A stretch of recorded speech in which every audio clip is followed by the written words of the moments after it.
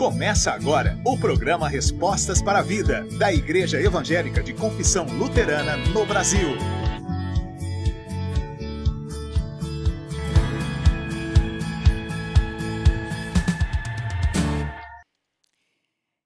Eu acolho carinhosamente você que acompanha o programa Respostas para a Vida, neste 16º domingo após Pentecostes. E quero saudá-los com o versículo-chave, o lema da semana, que se encontra registrado em Filipenses, capítulo 2, os versos 10 e 11. Ao nome de Jesus se dobre todo joelho, nos céus, na terra e debaixo da terra, e toda língua confesse que Jesus Cristo é Senhor, para a glória de Deus Pai. Sim, é para a honra e glória do Senhor que estamos aqui em mais uma edição do programa Respostas para a Vida. E é um privilégio poder trazer uma mensagem para você, querido amigo, querida amiga. Eu sou Esther e trago uma mensagem de fé e de esperança neste dia para você.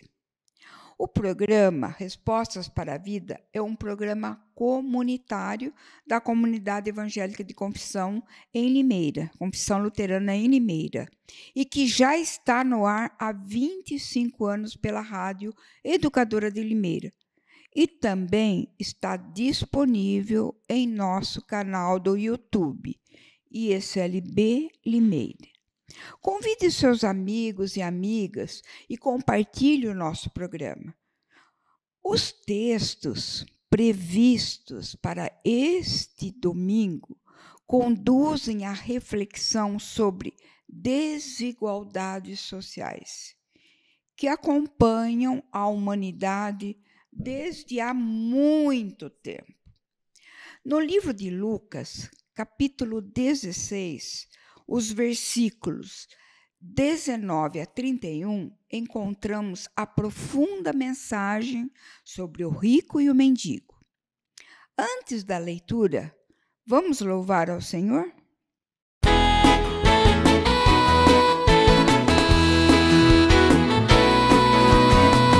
A ti, Senhor, elevo a minha alma. A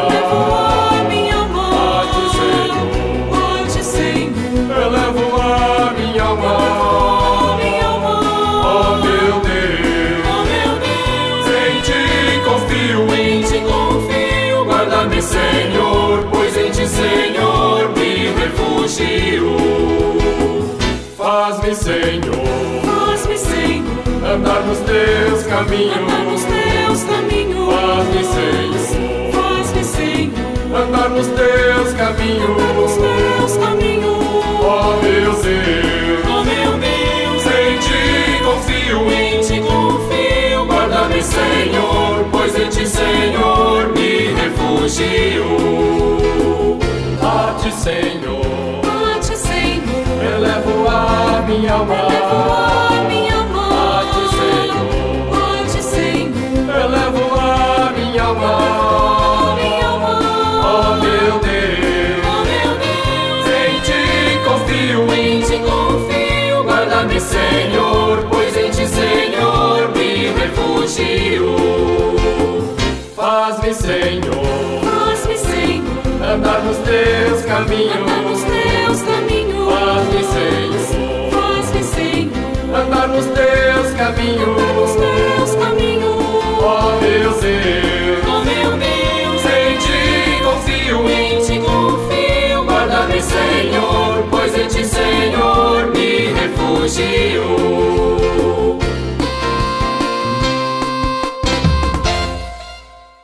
A primeira leitura bíblica prevista para este domingo encontra-se no Evangelho de Lucas, capítulo 16, os versículos 19 a 31. O rico e o mendigo. Ora, havia certo homem rico que se vestia de púrpura e de linho finíssimo, e que todos os dias se regalava esplendidamente. Havia também certo mendigo, chamado Lázaro, coberto de chagas, que jazia à porta daquele, e desejava alimentar-se das migalhas que caíam da mesa do rico, e até os cães vinham lamber-lhes as úlceras. Aconteceu morrer o mendigo e ser levado pelos anjos para o seio de Abraão. Morreu também o rico e foi sepultado. No inferno, estando em tormentos, levantou os olhos e viu ao longe a Abraão e Lázaro no seu seio. Então, clamando, disse: Pai, Abraão, tem misericórdia de mim e manda Lázaro que molhe em água a ponta do dedo e me refresque a língua, porque estou atormentado nesta chama. Disse, porém, Abraão: Filho, lembra-te de que recebestes os teus bens em tua vida, e Lázaro igualmente os males. Agora, porém, aqui ele está consolado, tu em tormentos. E, além de tudo, está posto um grande abismo entre nós e vós, de sorte que os que querem passar daqui para vós outros não podem, nem os de lá passar para nós. Então replicou: Pai, eu te imploro que o mandes à minha casa paterna, porque tenho 5 irmãos, para que lhes dê testemunho, a fim de não virem também para este lugar de tormento.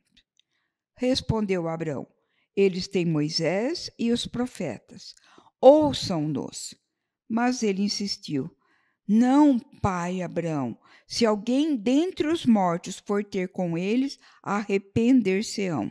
Abraão, porém, lhes respondeu: Se não ouvem a Moisés e aos profetas, tampouco se deixarão persuadir, ainda que ressuscite alguém dentre os mortos.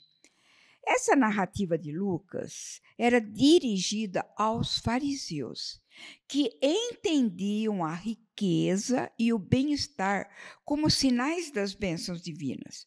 Remete ao contraste entre muito ricos, que ignoravam Deus, e os muito pobres, que colocavam sua confiança no Senhor. A morte do mendigo e a do rico manifestam o contraste que havia no contexto de Israel do primeiro século, entre aqueles que se serviam das benesses dos ocupantes do poder, no caso os romanos, e aqueles que sofriam toda sorte de expoliação, no caso, por exemplo, os moradores de rua. Lucas aponta para a inversão do contraste que se realiza após a morte. Evidentemente, o destino do rico e o do pobre, após suas respectivas mortes, não dependiam das suas condições econômicas, mas da fé que tinham ou não na misericórdia divina. Acrescente-se a isso a afirmação de que há um abismo intransponível entre vivos e mortos. O texto encerra-se apontando para o fato de que os vivos podem estudar a lei e ouvir os profetas, e assim mudarem seu modo de vida, se o desejarem.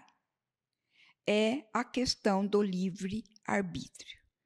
Então, meu querido amigo, minha querida amiga, nós temos a oportunidade, pelo fato de estarmos vivos, de estudar a palavra do Senhor, de ouvir os seus ensinamentos nos cultos, nos encontros, nos estudos, e termos a oportunidade de mudar o nosso modo de vida, se assim nós desejarmos. Antes de nós meditarmos sobre o segundo texto bíblico, previsto de Amós, capítulo 6, 1, e de 4 a 7, ouçamos uma mensagem musical.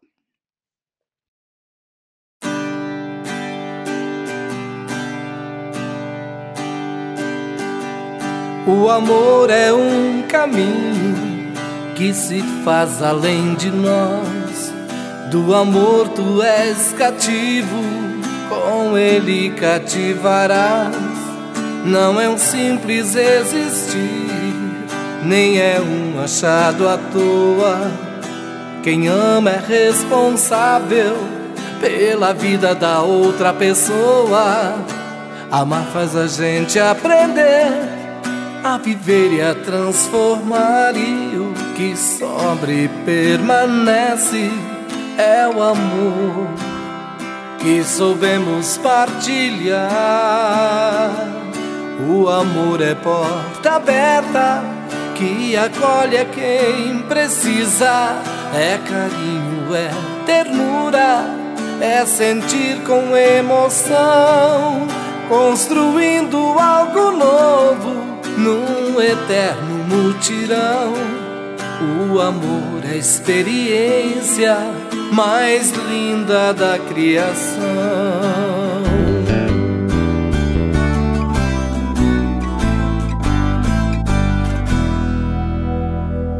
O amor é um caminho que se faz além de nós. Do amor tu és cativo, com ele cativarás. Não é um simples existir, nem é um achado à toa. Quem ama é responsável pela vida da outra pessoa. Amar faz a gente aprender a viver e a transformar, e o que sobra e permanece é o amor que soubemos partilhar. O amor é porta aberta que acolhe a quem precisa. É carinho, é ternura, é sentir com emoção, construindo algo novo num eterno mutirão. O amor é a experiência mais linda da criação. O amor é a experiência mais linda da criação.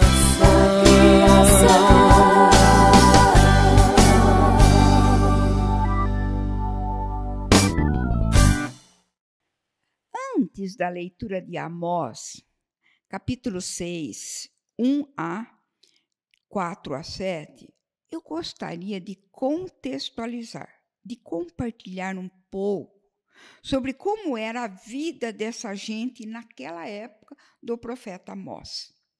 Esse texto foca a mensagem do profeta numa das ameaças e punições anunciadas pelo Senhor contra o povo de Israel e suas famílias.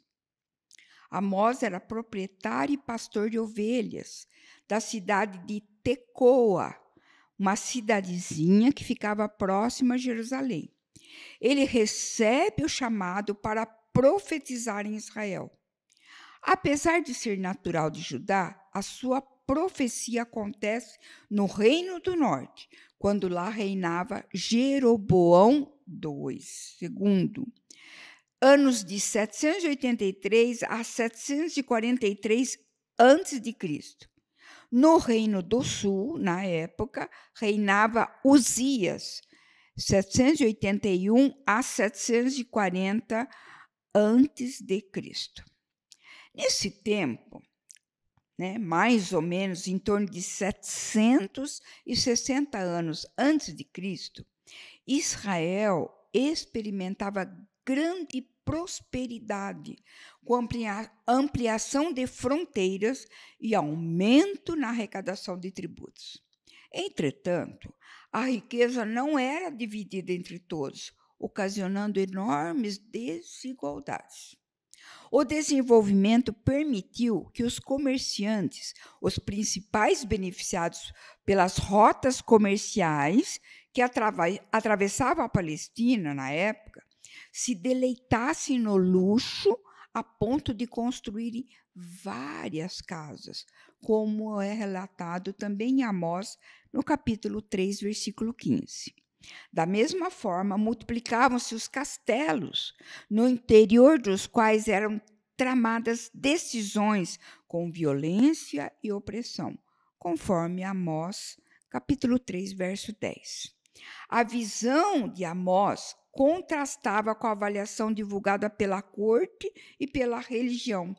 A maioria da população vivia no campo e sobrevivia do plantar, do colher, mas sofria o controle dos centros urbanos, nos quais viviam os funcionários da corte, os sacerdotes e outros religiosos que se impunham sobre os camponeses através da coerção, das armas e do fascínio da religião. A convivência entre moradores do campo e das cidades nesse período costumava ser conflituosa. Havia elementos de exploração que justificavam os conflitos. Um desses era o aumento da taxa de tributo cobrada dos campesinos para fazer frente às despesas crescentes do aparelho estatal. Além disso, Jeroboão II queria participar do comércio internacional, cujas rotas atravessavam a planície de Jezreel e ou circulavam pela via transjordaniana. Como a balança do comércio internacional era desfavorável na época, as taxas tendiam a ser mais elevadas para cobrir a defasagem e manter o luxo da corte e de seus asséquios. Por outro lado, o aumento das taxas também se justificava pela política expansionista do rei, que chegou a levar as fronteiras do reino muito próxima daquelas alcançadas no período de Davi. Agora sim, vamos à leitura do texto de Amós 6, 1a e de 4 a 7. O título é A Corrupção e a Destruição de Israel. Capítulo 6, versículo 1 diz assim: Ai dos que andam à vontade em Sião e dos que vivem sem receio no monte de Samaria. Ai dos que andam à vontade. Tratava-se de pessoas que foram escolhidas por Deus, mas que se corromperam, permitiram que as riquezas adquiridas egoisticamente se transformassem em segurança para a sua situação pessoal. Se consideravam privilegiados, se consideravam como um status superior. E o profeta Amós aponta para o fato de que essas pessoas deveriam, na realidade, formar uma comunidade fraterna. Agora, os versículos 4. Que dormis em camas de marfim e vos espreguiçais sobre o vosso leito, e comeis os cordeiros do rebanho e os bezerros do cevadouro. Que dormis em camas de marfim. O marfim era uma mercadoria rara e cara, somente obtida em Israel através do mercado internacional, do comércio exterior, considerado um luxo extravagante. E vós espreguiçais sobre o vosso leito e comeis os cordeiros do rebanho. Isso remete à exploração efetiva através da cobrança das taxas aos camponeses.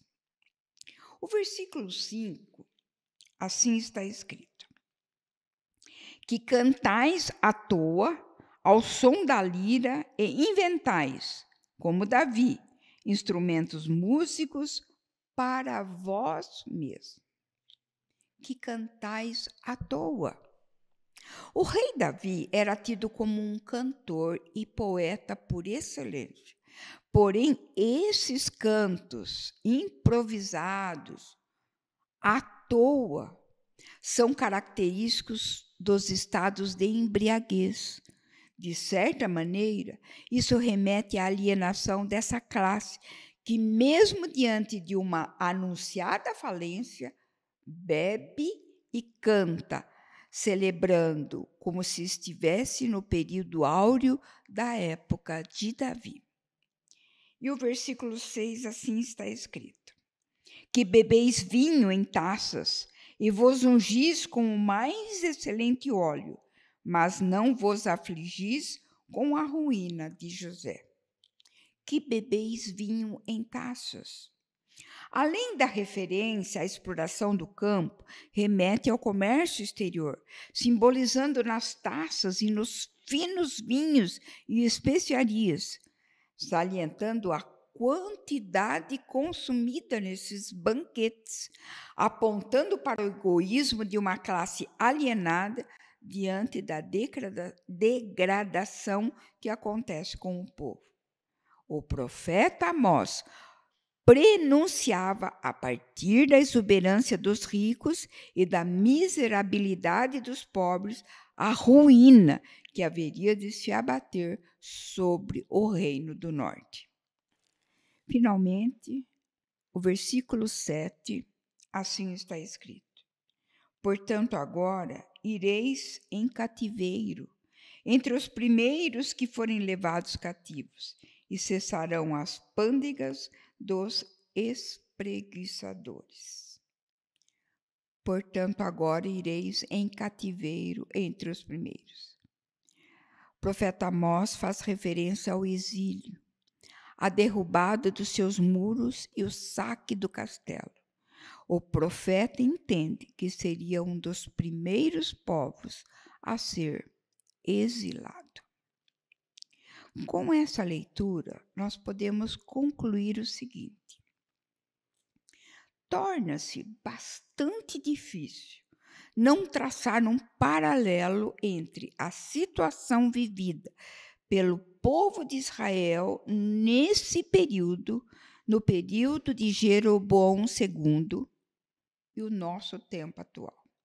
Se, por um lado, as nações não experimentam a prosperidade expansionista do século VII antes de Cristo, por outro, o abismo que separa ricos e pobres cresce assustadoramente. O esnobismo, o esbanjamento aparecem cotidianamente, seja nos meios de comunicação, nos meios de informação, seja nas novelas televisivas dos horários nobres de grandes redes de televisão. Enquanto uma classe diminuta de pessoas se deleita e desperdiça recursos num viver de extravagante luxo, a maioria da sociedade pena e amarga uma sobrevivência à custa de enormes sacrifícios. Junte-se a isso a maneira de viver contemporânea, o viver da atualidade, que supervaloriza o personalismo, marcado pelo individualismo exacerbado. A classe abastada daquela época preocupava-se exclusivamente consigo mesmo, com os luxos, com as extravagâncias que beiravam a inconsciência. A gente consegue ver isso hoje também? O profeta de hoje, eu e você, sentimos-nos no compromisso de denunciar esse abismo entre os recursos? Necessita apontar para a inconsciência de grupos corporativos, políticos e lideranças das nações que mergulham na defesa de interesses particulares em detrimento das necessidades fundamentais do povo? O profeta de hoje precisa denunciar a embriaguez de poder que, através de leis, de portarias, de privilégios escusos, danosos à vida. O profeta de hoje deve apontar para a iniquidade de legisladores, governantes, empresários, enfim, pessoas que se empenham em artimanhas para aumentar a arrecadação tributária. Diante de tudo que nós vimos nesses dois textos, nós precisamos e queremos orar. Orem comigo.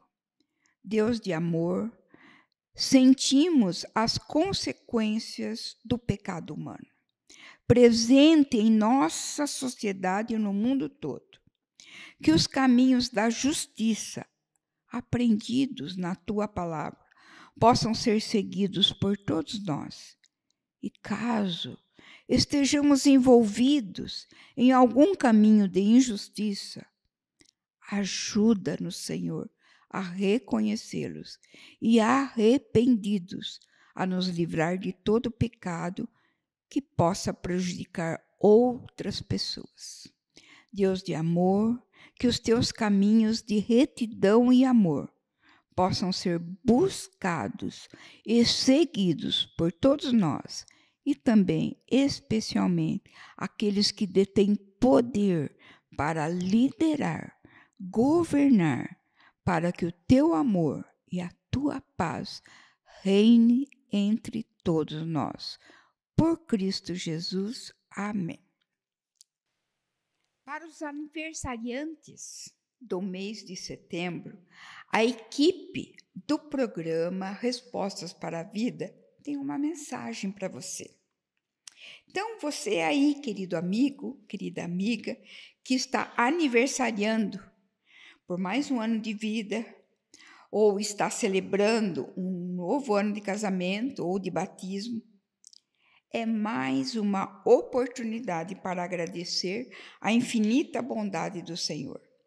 É uma oportunidade para pensar em todas as graças que já foram recebidas e o que dela fizemos. É uma oportunidade para nos sentirmos gratos pela família, pelos amigos, pelo trabalho honesto que nos dá o sustento. É uma oportunidade para nos firmarmos no caminho do Senhor e para praticarmos, uma vez mais, o amor cristão com todas as pessoas com as quais convivemos. Ainda que os tempos sejam difíceis, sempre poderemos recorrer ao infinito amor e bondade do Senhor. Deus abençoe você, querido amigo, querida amiga, aniversariante. Eu gostaria também de convidar vocês a conhecer a nossa comunidade, que fica na Rua Boa Vista, número 36, no bairro da Boa Vista. Nossos cultos acontecem todos os domingos às 9 horas. Será uma alegria ter a sua presença conosco. Eu também gostaria de convidar você a curtir as nossas redes sociais. No Instagram, islb.limeira. Na página do Facebook, Igreja Evangélica de Confissão Luterana de Limeira. Lá você encontra mensagens diárias preparadas para o nosso aprendizado na fé. Assim, nós nos despedimos desta edição e te aguardamos com muito carinho para o próximo domingo. Tenham uma abençoada semana.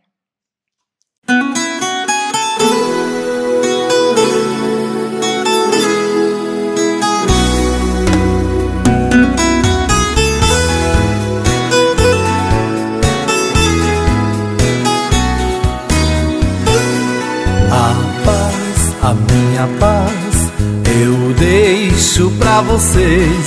Desejo que a paz saia com vocês e vá por todo mundo, por todas as raças e nações. Penetre em toda a gente, enchendo seus corações. E vá por todo mundo, por todas as raças e nações. Penetre em toda a gente, enchendo seus corações. A minha paz se faz em mutirão, envolve muita gente, não quer solidão. É chama que incendeia e aquece a multidão, traz a felicidade e a certeza do pão. É chama que incendeia e aquece a multidão, traz a felicidade e a certeza do pão.